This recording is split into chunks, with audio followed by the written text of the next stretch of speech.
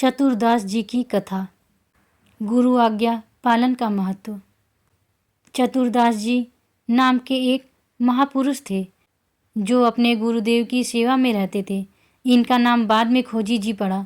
जब उनके गुरुदेव लघुशंका करने जाते थे तो वे बाहर पानी लिए खड़े रहते। एक दिन वे जल लिए खड़े थे। पास ही एक पीपल का पेड़ था और वायु के कारण उसके पत्ते और बीज नीचे जमीन पर गिर गए थे। उनके गुरुदेव लघुशंका करके वापस आए और हंसने लगे। उन्होंने अपने गुरुदेव के हाथ धुलाते हुए उनकी हंसी का कारण पूछा। उनके गुरुदेव ने कहा, तुम कैसे शिष्य हो, मेरी सेवा में रहते हो और मेरी हंसी का कारण नहीं जान पाए। जो गुरु के मन की बात ना जान पाए वह शिष्य ही क्या। सेवा छोड़ो और मैं क्यों हंसा, इसकी खोज करके आओ। गुरुजनों की सेवा करना बहुत कठिन है।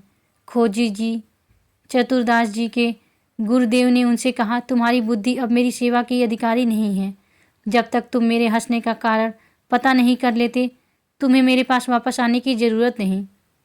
उन्होंने अपने गुरुदेव को साष्टांग दंडवत किया और उनकी आज्ञा का पालन करने के लिए चल दिए। जब उन्हें जहाँ भी संत महात्मा मिलते वे विनम्रतापूर्वक उन्हें दंडवत करते और पूछते, मेरे गुरुजी ने लघुशंका करते समय हंस दिया, इसका क्या कारण था। सब संत उनसे कहते, हमसे गीता की बात पूछो, भागवत की बात पूछो, वेदों के बारे में पूछो, लेकिन तुम्हारे गुरुजी क्यों हंस दिए यह हमें क्या पता। उनका उपहास होने लगा।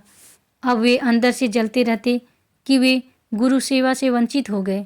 वह रात दिन जलते रहते और इसी प्रकार और भी संतों से जाकर पूछते रहते, पर उन्हें कोई समाधान नहीं मिला। अब उन्होंने विचार किया कि वे गुरु जी के सामने जा नहीं सकते, सेवा नहीं कर सकते, तो अब इस शरीर का क्या काम। उन्होंने आत्महत्या करने का निर्णय लिया। वह एकांत में जाकर एक वन में बैठ गए और नाम जप करने लगे। उन्होंने सोचा कि अब वह कुछ खाएंगे पिएंगे नहीं और अपना शरीर त्याग देंगे। कुछ दिन तक उन्होंने कुछ नहीं खाया पिया। इसके बाद उनके सामने कबीरदास जी प्रकट हुए।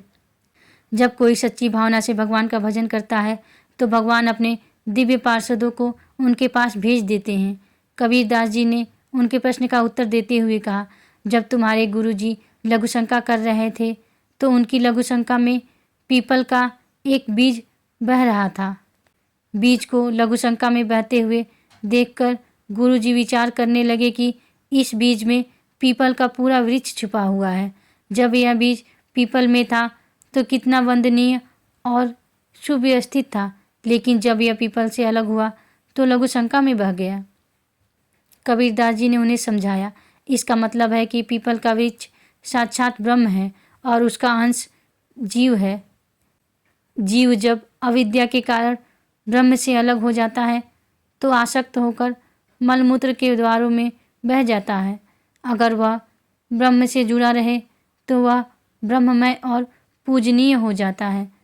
जब जीव ब्रह्म से अलग हो जाता है तो मलमूत्र के शरीर में आसक्त होकर मलमूत्र के द्वारों को भोगने में पूरा जीवन नष्ट कर देता है। जीव जब प्रभु से विमुख हो जाता है तो उसकी यही दुर्गति होती है। जैसे पीपल के वृक्ष से वह बीज जब अलग हो गया तो लघुशंका के प्रवाह में बह गया, वरना उसमें एक महान वृक्ष छुपा हुआ था। ऐसे ही जीव जब भगवान से विमुख हो जाता है तो वह मलमूत्र के द्वारों के सुखों में बहने लगता है। खोजी जी ने कहा, अरे मेरे गुरु जी के हंसने का इतना गूढ़ रहस्य था। अब खोजी जी का संशय मिट गया। वे अपने गुरुदेव के पास आए और उन्हें साष्टांग दंडवत किया। उन्होंने बताया कि कबीरदास जी ने उन्हें उनके प्रश्न का उत्तर दे दिया है। उनके गुरुदेव मुस्कुराए और उन्होंने कहा, एक प्रश्न ने तुम्हें सिद्ध बना दिया। अब आज से तुम हमारे समान सिद्ध हो गए हो। आज से तुम मेरे मन की सब बातें जान लोगे। खोजी जी के गुरुदेव भगवत चिंतन परायण रहते थे। जब उनका अंतिम समय आया उन्होंने 1 घंटा बांध दिया और अपने शिष्यों से कहा कि जब उनका मोक्ष हो जाएगा तो घंटा अपने आप बज जाएगा। जब उनकी मृत्यु हुई तो घंटा नहीं बजा। इस पर सभी शिष्यों को आश्चर्य हुआ। सब शिष्यों को यह चिंता होने लगी कि क्या उनके गुरुदेव की सद्गति नहीं हुई। खोजी जी उस समय भ्रमण पर गए थे। जब वे वापस आए तो उन्होंने सब शिष्यों को उदास देखा। उन्होंने खोजी जी को सब कुछ बताया। खोजी जी ने उनसे पूछा, गुरुदेव का शरीर कहाँ छूटा? सबने उन्हें बताया कि उनके गुरुदेव का शरीर आम के पेड़ के नीचे छूटा था। खोजी जी वहाँ गए और ठीक उसी स्थान पर लेट गए। उन्होंने ऊपर देखा तो वहाँ एक पका हुआ आम था। उन्होंने उस आम को तोड़ा और जैसे ही उस आम को चीरा तो उसमें से एक कीड़ा निकला और उसकी तुरंत मृत्यु हो गई। तब घंटा बज गया।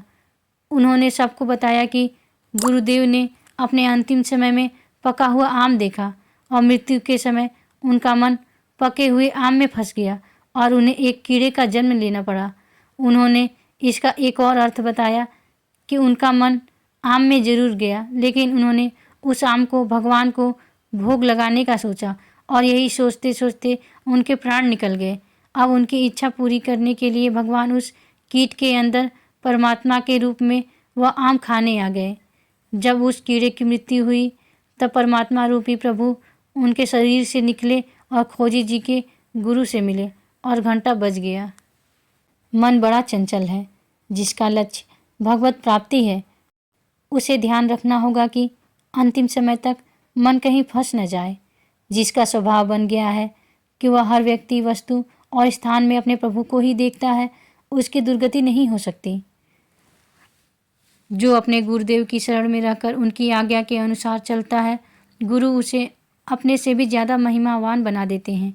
अगर खोजी जी को उनके गुरुदेव ने खुद से दूर होने की आज्ञा दी तो उन्हें सिद्धों का सिद्ध भी बना दिया।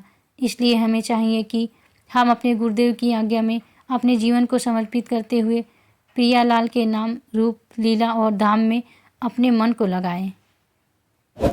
राधे राधे।